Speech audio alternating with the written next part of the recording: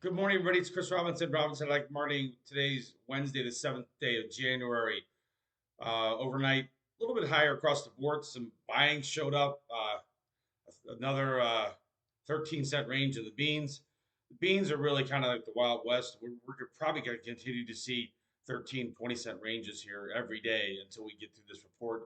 Watch 1066 in March. Why? Well, it's the 200-day moving average. Um, we'll see if we can get their attention.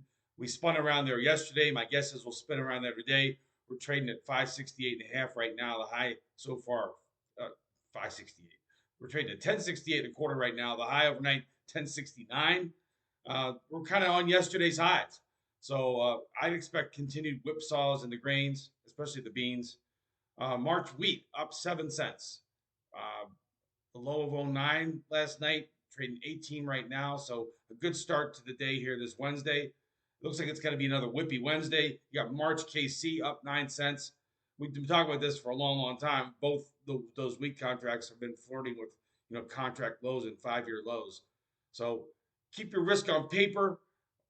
If you look at new crop corn, 463, and if you look at new crop soybeans, 1075. Got to remember, we spiked up to 1130 in the beans. So anything I think you get close to $11, you got to start taking a look at that.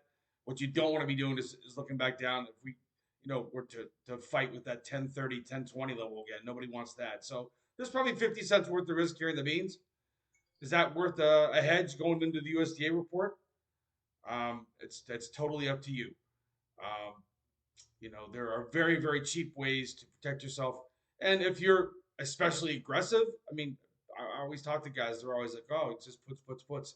Puts are for producers because you have that all that unsold grain. But if you are more speculative, I mean, or if you sold a bunch of grain here, suppose you got mad and sold a bunch of grain, right, on this dip, you definitely positively should re-own it because you don't want to be in a situation next week where it happens to be a friendly USDA and everybody's like, well, I didn't see that coming. I didn't know. Nobody told me that was going to happen. Nobody tells anybody anything, guys. That's why we hedge. All right. All right. Moving over to the protein complex. We're starting the day off in the red. The April feeders, March feeders down 290, trading 356. So maybe we finally, run our gas tank a little bit dry there. We did for a couple days in a row. We kept making new 10-week highs, just pushing higher, pushing higher, pushing higher. April fats down a buck 80 right now, trading 235.40.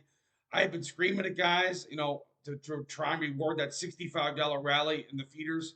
We had a $25, $30 rally there in the fats. I mean, look at April fats. What a gift that was. What a recovery. We were down trading at 205.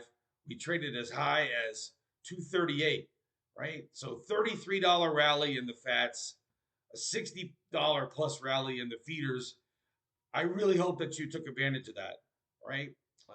Can't talk about that enough. And again, setting a hedge is not getting bearish, right? If you are a producer, you're always long. What we use these hedges for is to defend revenue when it's given to us on the board until we sell those animals. All right, if you're looking for help, give me a call 312-638-8868. I'm watching the crude oil and also heating oil, right? Diesel. Diesel's trading 205 again, 208. We had a little bit of a spike, based on people trying to get excited about what was going on in Venezuela. A lot of people think misread that. Overall, we are at 7-month lows in diesel. If I'm a diesel user, I'm going to watch this $2 level very, very, very carefully. Crude oil, we're back under 57.